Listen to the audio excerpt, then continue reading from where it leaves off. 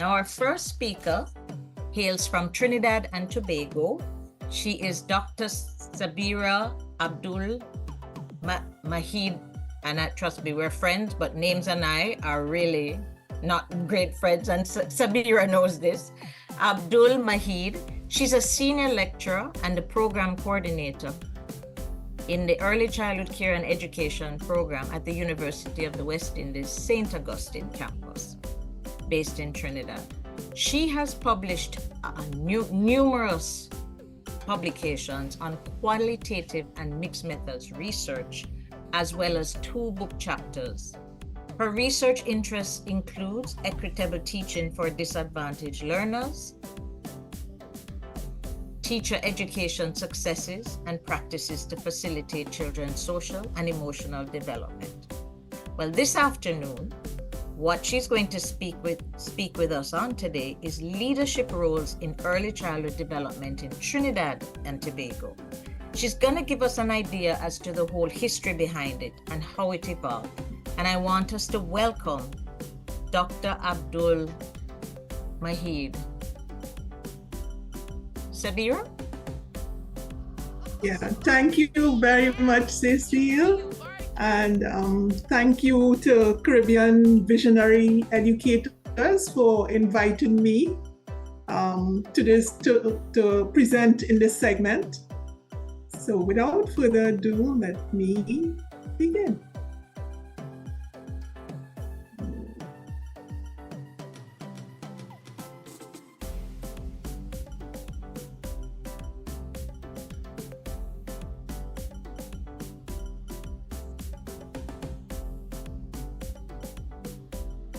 Okay, so my topic within this Decolonizing series looks at early childhood care and education, and in particular, leadership roles in early childhood care and education in Trinidad and Tobago. So in terms of the content to be presented, I'll be looking at contextualizing, first of all, leadership by looking at a brief history of early childhood care and education or development in Trinidad and Tobago. And the focus is on children under the age of 5. And then I'll be looking at issues that come up in terms of decolonizing leadership. And since we now have formal structures, I'll be looking at issues at the level of the ministries of education, school administration, and early childhood center, the teacher level. So I thought this quote from the Ministry of Education Policy Paper 2017-2023 supports the presentation that I'm about to do. And the quote says, many of the key issues that affect the present delivery of early childhood services in Trinidad and Tobago, such as the quality of programs, the resources, access, the staffing patterns, they have their roots in the historical development of the country. The history of early childhood care and education in Trinidad and Tobago is quite similar to other regions in the Caribbean, in that it is deeply rooted in the colonial era. Trinidad and Tobago, as you would know, it's part of the Anglophone Caribbean community, CARICOM, and it shares a history of over 300 years of British colonization. So as we look at the history of early childhood care and education, prior to the 20th century, early childhood needs for young children were met within the extended family home situation. As we went on, we progressed to the early 20th century, where you had rapid economic growth and changes in the society. You had both parents in some instances seeking employment outside of the home. And as a result, they had to find a place where they can put their young children. And so we started to have childcare services outside of the home. And these were initially provided by private individuals who would have taken in children to mind them, as they would have said. The church, organizations like the Child Welfare League offered custodial care for young children. And we have Davies, 1997, who said that the first private nursery school in Trinidad and Tobago opened in 1934. So as we continue to look in the mid-1950s, the demand for early childhood care and education outside of the home, it increased. Parents wanted more than just custodial care for their children. And this was influenced by child development, learning, and research, which trickled down from the developed country. And this influenced the beliefs about the importance of early education and how it could lead to later school success, especially for disadvantaged children. And so these educational reform increased the demand for higher level of educational programs. And what we had was middle and upper class parents buying into this idea, and they understood that if they sent their children to high quality early childhood settings, they would be giving them the right foundation, which would ensure later benefits and expand their educational opportunities. So this idea started with the middle and upper class, but soon it trickled down to the masses. So later in the 70s, we had assistance from international funding organizations like UNICEF and the Bernard Van Leer Foundation. They supported early childhood services in the region, and they operated in conjunction. You still had the local private sector where you had individuals who would be caring for children at that age. In 1990, we had Trinidad and Tobago being a signatory to the Education for All initiative in Jomtien, Thailand. And the focus there, so what we signed on to was that we would be providing quality education for every citizen, just like all those other countries that signed on for their societies. So as a result, the government would have gone into securing loans to build schools. And the whole idea was to provide equitable access and improved quality at the early childhood level. And so in 2006, we had, the construction of massive construction of early childhood centers. We had the development of a draft early childhood curriculum and increased funding for staff training in this sector. So just to situate early childhood, it's the period from birth, or some people say from 0 to 8 years. And in Trinidad and Tobago, it is regulated by the Education Act of the Republic of Trinidad and Tobago, where you have the Ministry of Education managing the early childhood centers, both public and private. And the ECCE sector is, however, non-formal. A preschool unit was established as a subsector in 1974, and it later became the early childhood division of the Ministry of Education in 2007. Between the mid-1980s, around that time, you had 50 government early childhood centers being built and supervised. And you also had a partnership between the Ministry of Education and SOVOL over a period of time, and later on, the centers became government-assisted centers. So just to put it in perspective, we have like 4 settings where you have children of different age groups who are in the period of early childhood, but 0 to 2, they would be in nurseries or daycares. 3 to 4, they would be in early childhood centers or preschool. 5 to 6, they would be in primary school, infant 1 and infant 2, and 7 to 8, primary school, standard 1 and standard 2. So all of these from 0 all the way up to 8 years, children are still in that period of early childhood. So the focus from the 1980s was improving preschool quality, and that was done through establishing curricula, through teacher training programs. Okay, initially, a teacher with one academic subject could be working within a public early childhood center, but that soon went to 3 subjects and a certificate in early childhood care and education, and then to 5. And then from 2005, teachers were required to have a bachelor's degree to teach in a public early childhood center. So that continues to today. And well, the government funded and continued to fund degrees at universities, UWI here and other universities, and early childhood teachers. However, they remain contract employees. I highlighted this because it came up as a problem in terms of what teachers said about this contract employee situation. So early childhood teachers are contract employees. However, primary school teachers with similar qualifications, they are permanent employees with more benefits. And this is Thornhill 2014, I'm quoting here. So we continue to have a situation where we have more private than public early childhood center, and we continue to have a situation where legislature is needed to incorporate this non-formal early childhood sector into the formal education sector.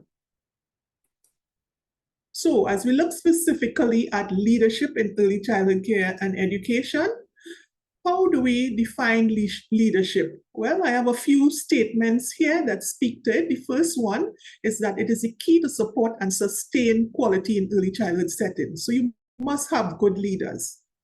It should create a stimulating environment for staff and learners.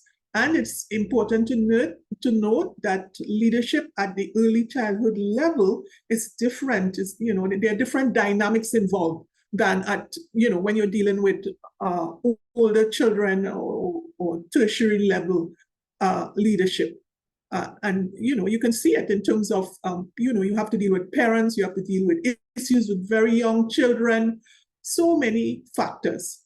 Effective leadership, according to Melhush et al., 2006, effective leadership establishes organizational conditions to influence process quality, working conditions, and staff engagement in continuous professional development. It also fosters children's learning, development, and well-being. That is Douglas 2019. And that is the ultimate aim. If you're selling cucumbers, your ultimate aim will be to sell as many bags of cucumbers as possible and make as much profit as possible. But if you are in the business of educating children and you're a leader, your business is to ensure that children maximize their learning potential. And when they leave your foundation years, that they're well on their way to a future of exciting, they're motivated to learn and so on. So Douglas here is saying that leadership should foster children's learning, development, and their well-being. And also, there's another statement, it can mitigate stress, because staff who work in early childhood centers, they have a lot to deal with. And sometimes you hear teachers who are at higher levels or persons say, you see me, I can't work with them little children, because the issues that come up in terms of, children may have toileting accidents. You may have issues to deal with parents and so on. And also, as we become more advanced in terms of our offerings towards quality, there's more paperwork involved. There's more documenting of tasks and so on. And so this could lead to teacher stress. And as a leader, you have to be mindful of that and you have to manage it. Okay, a few more statements. It enables followers to bring about desired change. So you have to know what the vision is, what the mission is, what is your goal, what is your purpose, why are you doing what you're doing as a teacher within an early childhood setting. And so you would, as a leader, you would be able to get the change that you want if everybody understand what that change is. Set up organizational structures to enable cultural synergies within, between, and among all in the early childhood education setting. Okay, and I underline cultural synergies because culture is important.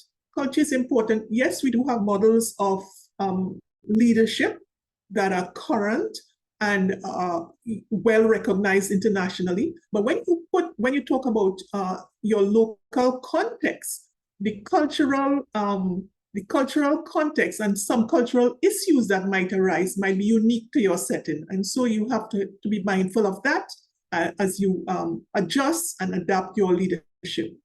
Inspire commitment and passion from every member. Have all contribute to a positive difference in the lives of children. Again, we see the ultimate aim is to affect the lives of children, and we must always keep that in mind. Help lay the foundation for productive citizens in increasingly complex societies. So leadership in the 50s to 70s, as I said, it was a private person who would have run a private school, and the first private preschools they were sometimes called dame school, where you had the teacher proprietor. She would have had probably children in her gallery or under her house, and she was typically a retired female primary school teacher. So this would have been her understanding about how teaching should take place. She was a teacher leader who managed, directed, led, and whipped children into shape for primary schools. And I'm quoting Logie 2013 here. Schools was also preschools. They were also a drop-off custodial care facility. In other words, this person who ran this type of institution, she had no specific teacher training for teaching at this level. So the leadership style would have been traditional, hierarchical, individualistic. The head teacher or person was the proprietor, who was also the proprietor. She was solely responsible for success or failure of the school. Then in the 1980s and beyond, where you have organizational structures because the government bought into early childhood education, and you have assistance from the international organizations, which I mentioned before, and government's construction of early childhood centers, funding teacher training and curricular development, and so on. And so you have these formal organizational positions where you have the ministry. At the Ministry of Education level, you have a director of early childhood education. So that's one leadership role. Then you have a cluster administrator who is responsible for about 4 schools within a particular district. And that person also has teaching roles. And then you have the early childhood teachers who are leaders within their settings, within their areas or their classrooms. So when we look at these leadership roles, we have the early childhood director, centralized planning.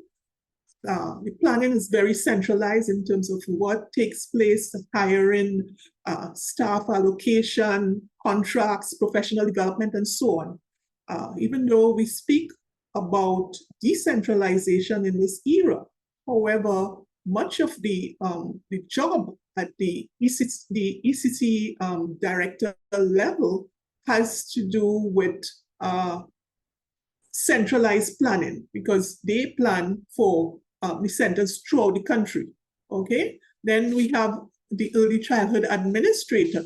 And these were comments that I quoted from one of my students who did research with teachers on their professional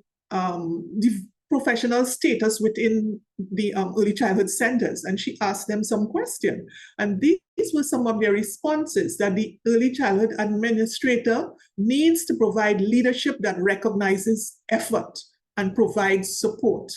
Another response, some of the required skills of a leader include leadership skills, managerial skills, interpersonal skills that enable and foster good working relationships. So this interpersonal skills, this might be, although not unique, but it might be very significant within a cultural context, where people would say things like, when you have in an early childhood setting, a lot of women working, sometimes you have conflict arising, and these need to be managed in order to ensure that you have good working relationships within the early childhood centers. Now, the early childhood teacher has to work with several different types of people. She has to work with the children, she has to work with her peers, she has to work with parents, she has to work with the administrators, and so on. And what the early childhood teacher has said, and I've heard this not formally, but informally, and also it has come up, in responses, that the leadership role of the teacher is affected by contract employment. Now, the teachers in Trinidad and Tobago, every 2 years, they have the early childhood teachers within the government setting. They come up for contract renewal, and they have to attend these interview sessions, and they're not sure if they're going to get back their job, and what teachers say is that it's very stressful. It affects how they operate. It affects if they get bank loans and so on. And ultimately, it trickles down to affect, their teaching and the services offered to children. So in a Daily Express newspaper article, Lewis 2019, was looking at an evaluation that was done in a survey. And in response to one question, which was, how important is reading at your center? A cluster of responses from early childhood teachers was that reading is emergent. The center allows for this through the print-rich environment. And, this was disturbing to him.